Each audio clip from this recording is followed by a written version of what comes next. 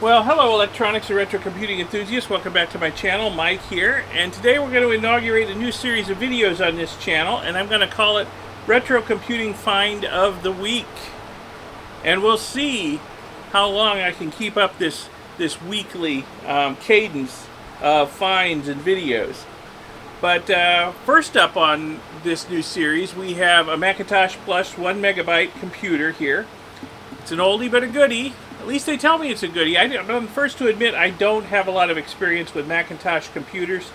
I'm much more, comfortable with retro computers based on 6502 or the Z80 or old IBM PC architecture. Macintosh I don't have a lot of experience with. I got this from my buddy Jim in Phoenix. I recently visited with Jim in Phoenix when I was out west. I put a video of my visit with Jim on my main channel, and I'll link to that here. I'll put a link in the upper right so you can check that video out if you like. Jim gave me a bunch of stuff, basically half a truckload of stuff to bring back. And one of the things he gave me was this computer right here. And he said, Mike, scrap it out if you like, try to fix it if you like, whatever. I got it as scrap. I got nothing in it. You can have it. If you can fix it, fix it. If you just want to scrap it out for the gold and precious metals, do that. So I brought it home with me. And I think before I decide what to do with it, I need to figure out if the thing even works, okay? I mean, it's dirty as all get out. It's filthy, absolutely filthy. It's not only is it dirty, I think it's got mold growing on it. And it's all yellowed, as old electronics will from that era. The cords are sticky and nasty. We're missing the D key off the keyboard. So, got a few issues with it, but it doesn't work. I mean, if it doesn't work, I might as well just scrap it out, get the IC chips out of it, get, the gold-plated connectors and other stuff, probably some silver in the keyboard. But if it works, well, maybe it's worth fixing and cleaning up. So I think we'll give it the old smoke test today and see if this thing actually works, okay? Let's take a quick look around it first. Yeah, so here's the keyboard and the mouse. Absolutely filthy, both of them. The D key is missing. It looks like just the keycap is missing. We looked around Jim's place for a while, but never found it. So don't know what happened to that. Here's the front of it. Absolutely filthy. Top of it, filthy. All yellowed, too. Although the yellowing is not showing up as bad in the video as it is to the eye. It's really yellow to the eye. Let's have a look at the back. So yeah, yellowed and dirty on the back. There's the spec plate. Got all the connectors down here. It's like speaker, mouse. Not sure what that one's for. Printer,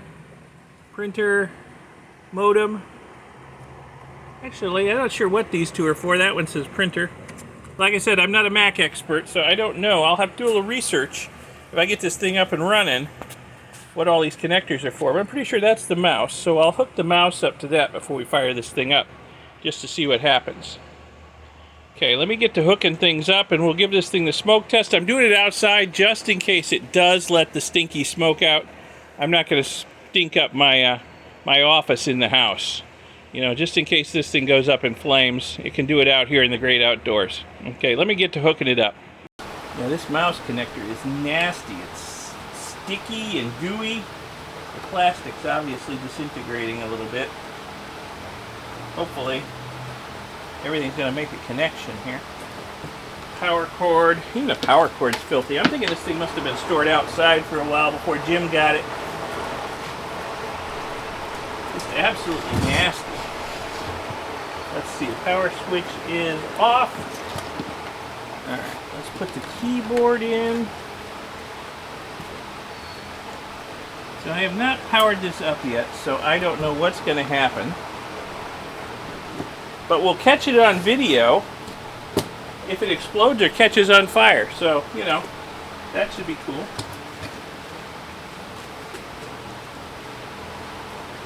Okay, so I guess we're ready to turn it on and see what happens. It beeped. That's a good sign, I guess. It definitely beeped. Let's see if we get anything on the screen. Ah, we are getting something on the screen. Look at that. I hope that's showing up. It looks like a floppy disk with a question mark in it, so it's probably looking for a boot disk. Okay, so I don't have a boot disk. This did not come with any kind of boot disk, but this is a great level of working. Okay, let's see if the mouse works. Oh, look how the mouse works. I don't know if that's showing up. See the pointer moving around? The mouse works.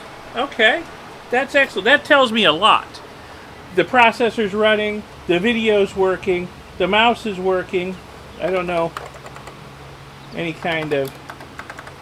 we can do anything with the keyboard without a disk. I don't know. We probably need a disk. I will have to look into getting a boot disk for this thing, I suppose, since it's working. Alright, and then I guess I got to work on cleaning it up a little bit too. Maybe go after the case with a magic eraser and get the crud off. Maybe even take some of the yellow off. I've done that before with other computers in the past and cleaned them up really nice. The keyboard's going to need a lot of cleaning. But, hey, alright, it works. At least up to this point. Hopefully the disk drive isn't so packed with crud that it won't work. I will have to try and get a boot disk, and we will find out.